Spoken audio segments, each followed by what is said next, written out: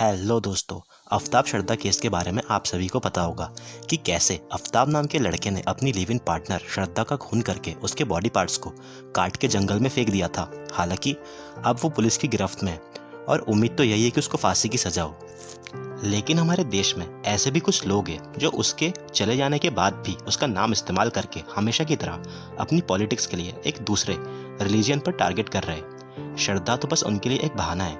अगर ये कोई एक घटना होती जिसमें सच में कोई रिलीजियस एंगल होता तो समझ भी आता, लेकिन इन पॉलिटिशियंस को हर समय कोई नया जरिया मिल ही जाता है रिलीजन के नाम पे पॉलिटिक्स करने के लिए। अब इसमें ये लोग किसी ऐसे इंसान को भी नहीं बख्श रहे जो इस दुनिया से जा चुका है। आफ्ताब ने जो किया उसके लिए उसे फांसी की सजा भी कम पड़ जाएगी, लेकिन किसी एक खराब आदमी के कारण क्या पूरी कम्युनिटी को ही गलत बोलना सही है?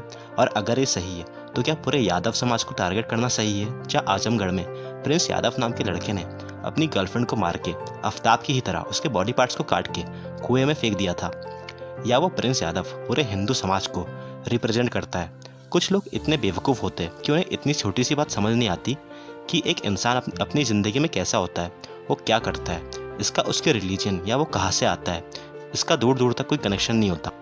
वरना उसी समाज से स्वामी विवेकानंद और एपीजे अब्दुल कलाम जैसे लोग भी आते हैं। और कुछ लोग इसे लव जिहाद का भी नाम दे रहे हैं। लेकिन अगर लव जिहाद के ही कानून से समझा जाए तो ये लव जिहाद तब होता जब किसी लड़की का जबरन धर्म परिवर्तन करवाया जाता या अपना असली धर्म छुपा के सामने वाले इंसान के साथ रिलेशन बनाया होता। लेकिन इस केस में तो ऐसा कुछ हुआ भी नहीं था। दोनों अपनी मर्जी से साथ में थे और बहुत से लोग का ये भी ओपिनियन है कि श्रद्धा को अपने पेरेंट्स की बात मान लेनी चाहिए थी और उसके साथ रिलेशन नहीं बनाना चाहिए था। पेरेंट्स के अगेंस्ट जाने की वजह से ऐसा हुआ। अब इसमें कोई शक नहीं है कि इस दुनिया में हमारे पेरेंट्स से ज़्यादा हमारी केयर कोई नहीं करता। सिर्फ एक पेरेंट्स ही है जो हमारे बारे में कभी बुरा नहीं सोच सकते। लेकिन श्रद्धा ने जो भी डिसीजन लिया ये उसका अपना डिसीजन था। वो एक इंडिपेंडेंट लड़की थी। वो लड़का एक खराब इंसान था और इसमें कहीं ना कहीं गलती श्रद्धा की भी थी। उसने एक गलत इंसान को चुना और वो 2020 से ही उसके साथ मारपीट कर रहा था। जहाँ उसने श्रद्धा पर पहला हाथ उठाया, श्रद्धा को उसी समय उसके साथ अपने टॉक्सिक रिलेशनशिप को ख़त्म कर देना चाहिए था। उसके फादर को भी पता चल गया था कि आफ्ताब उसके साथ मारपीट करता था और उन्होंने श्रद्धा को उसके साथ रिलेशन ख़त्म करने को भी कहा था। कहीं ना कहीं उसे अपने फादर की बात मान लेनी चाहिए थी। अगर वो उसी समय उस टॉक्सिक रिलेशनशिप को ख़त्म कर देती तो वो आज हमारे बीच में होती और हो सकता था कोई और अच्छा लड़का उसकी लाइफ में होता, किसी भी रिलीजन का हो चाहे किसी भी कास्ट का हो, डजेंट मैटर। और कुछ लोग तो लव मैरिज की प्रॉब्लम बता रहे हैं और अरेंज मैरिज को ज़्यादा सही बता रहे हैं। हालांकि अरेंज मैरिज में अपने पेरेंट्स के हिसाब से शादी करने में कोई बुराई नहीं है, अगर लड़के में कोई बुराई ना हो और दोनों की अंडरस्टैंडिंग ठीक हो। लेकिन हमारे देश में वुमेन्स को सबसे ज़्यादा हैरेसमेंट अरेंज मैरिज में ही झेलनी पड़ती है।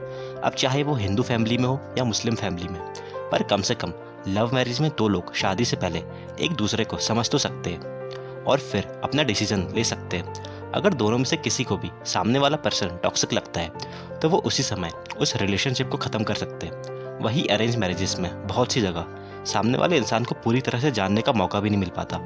और अगर शादी के बाद सामने वाला इंसान सही नहीं निकलता तो वो औरत चाह कर भी कुछ नहीं कर सकती। उसकी मजबूरी हो जाती है उस पर्सन के साथ रहने की, समाज के डर की वजह से। और काफ़ी जगह औरतें अपने हस्बैंड पर ही डिपेंड होती है फाइनेंशियली, और इसलिए कई जगह वो औरतें अपनी आवाज़ भी नहीं उठा पाती। और जो घरेलू हिंसा के केस हमारे सामने आते वो उसका 10% भी नहीं होंगे। इसलिए एक महिला का सेल्फ इंडिपेंडेंट होना बहुत ज़रूरी है ताकि वो किसी और के ऊपर डिपेंडेंट ना रहे। और कोई लड़का हो या लड़की, वो किसे अपना लाइफ पार्टनर चुनता है ये डिसीजन लेने का हक पूरी तरह से उस इंसान के पास होना चाहिए।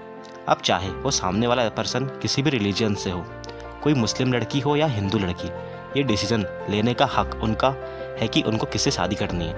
वो लड़की किसी की प्रॉपर्टी नहीं है। हम एक सेक्युलर देश है जहाँ हर इंसान को अपने तरीके से जीने का हक है। और वो लोग जो इस कंट्री को रिलीजन के हिसाब से ही चलाना चाहते हैं, ये उन्हीं में से है जो खालिस्तान को सपोर्ट करते हैं, जो कश्मीरी सेपरेटिस्ट है और नक्सलाइट्स।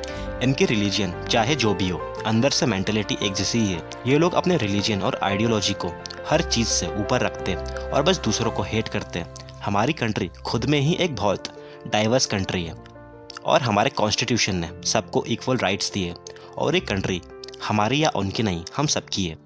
तो चलिए फ्रेंड्स, उम्मीद करता हूँ ये वीडियो आपको पसंद आई होगी और मेरा इंटेंशन किसी को हेट करने का नहीं था।